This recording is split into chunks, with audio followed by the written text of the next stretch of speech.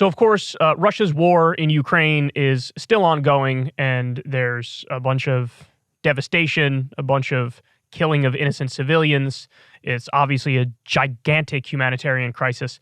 But there's another aspect to what's going down that I wanted to illuminate for you guys today. So take a look at this first article here that I wanted to talk about.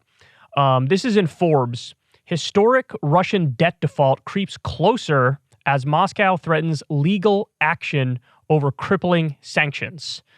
So let's look on the left-hand side there. Let me run through this for you. These are the key facts from the article. In a note on Saturday, S&P placed Russia under a selective default, which occurs when an entity defaults on some debt or pays less than it's owed after the nation last Monday made about $649 million worth of coupon payments in the Russian ruble, despite an obligation to pay in U.S. dollars. The ratings agency pointed out Russia has a 30-day grace period before a default is declared, but said it doesn't expect the nation will be able to make the payments in U.S. dollars within the allotted time, nor that investors will be able to convert the ruble payments into U.S. dollars equivalent to the original amount due. In a statement last week, the Russian Ministry of Finance said it was forced to make the payment in rubles due to the unfriendly sanctions by the U.S. Treasury, and instead the obligations had been, quote, fulfilled in full. Even after S&P's warning, Moscow officials appeared unlikely to change their mind. Quote, we will sue if we default because we undertook all necessary action so that investors would receive their payments, Finance Minister Anton Siluanov told pro-Kremlin Izvestin newspaper on Monday, adding that Treasury sanctions blocked an attempted payment in dollars to a U.S. bank. Though Siluanov did not mention who exactly Russia would target, he said officials would, quote, present in court our bills confirming our efforts to pay both in foreign currency and in rubles, and acknowledged it will not be an easy process. It's not immediately clear if potential legal action could stave off the historic default. Though Western economies are largely unexposed to the risk, that's not true. A Russian default would further cut the nation off from global credit markets and could push it, quote, to suffer a serious recession even more severe than that experienced during the pandemic, Moody's Analytics chief economist Mark Zandi wrote in a note to clients last month. Okay, so let me talk a little bit about this here. This is one of those things that early on, when we saw the Western reaction to Russia's invasion of Ukraine, I was sounding the alarm bells, namely because this is now going to absolutely devastate average civilians in Russia. Civilians who had nothing to do with the invasion. Civilians who are just trying to live their life and pay their bills and look after their families and have a beer on the weekend. And what you're doing here is effectively collective punishment. You're saying, look, if you're Russian, guilty enough, so we're going to crack down on you in every imaginable way. And basically squeezing the Russian economy, forcing it into a recession or a depression as a result of the actions of Vladimir Putin is the kind of collective punishment that not only is immoral and unethical, but it also leads to a backlash effect where now you're going to have the wagon circled in Russia.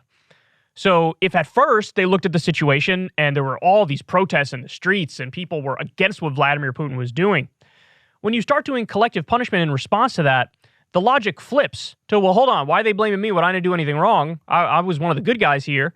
And so then you get more nationalistic and you get more patriotic and you start to view the actions of your own government in a more sympathetic light. Now, this should not come as a surprise to anybody. I mean, we've run this experiment at least a dozen times over in recent history, and always the same thing happens. So when you crack down like this and do collective punishment, then the approval rating for the Russian government is now going to go up. It's going to go up, and you're going to embolden Putin and the hardliners. The exact same thing happened in Iran. The more the West violated the Iranian nuclear agreement and cracked down on the Iranian economy, who ended up winning the next election? It was the hardliners. It was Raisi, because Hassan Rouhani, who was a moderate and wanted to work with the West, he ended up looking stupid because he got played because the West just didn't abide by the nuclear agreement in the first place. So they said, look, you made a deal with the devil and look at the results.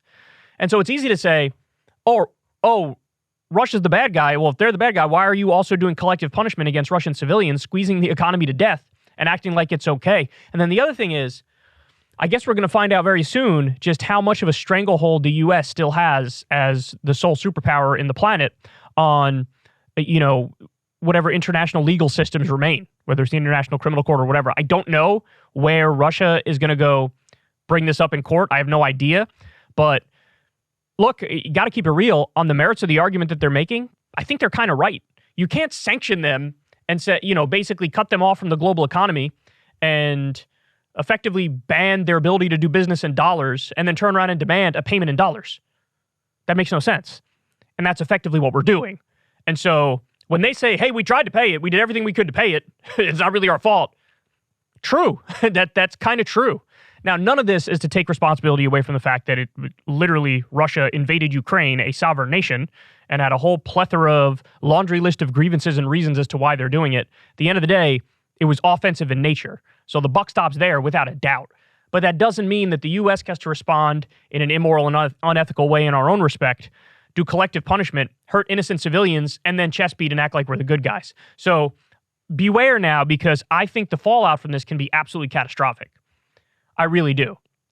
Because the other thing people aren't even taking into account, this is just one of many aspects of this, is like, okay, when you snuff an economy out, what happens next? You don't think there's going to be like a refugee crisis associated with the people who live in Russia fleeing by any means necessary?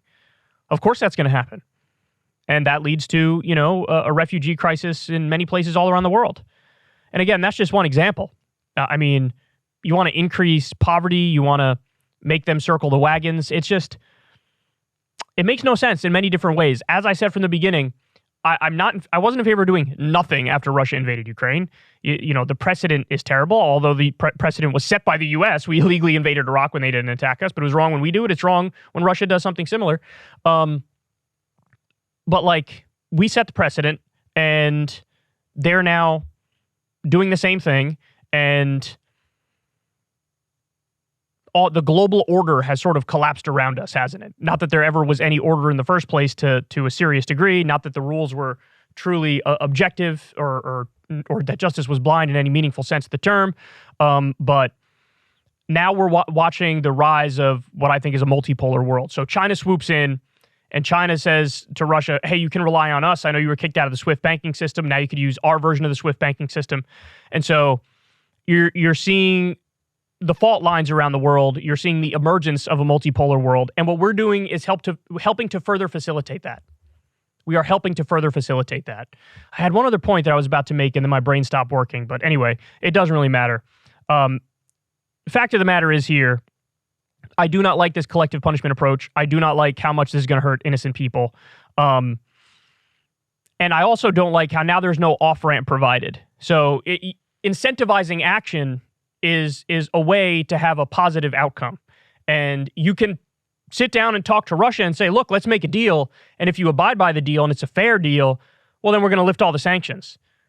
And that's not even on the table. That's not on the table at all.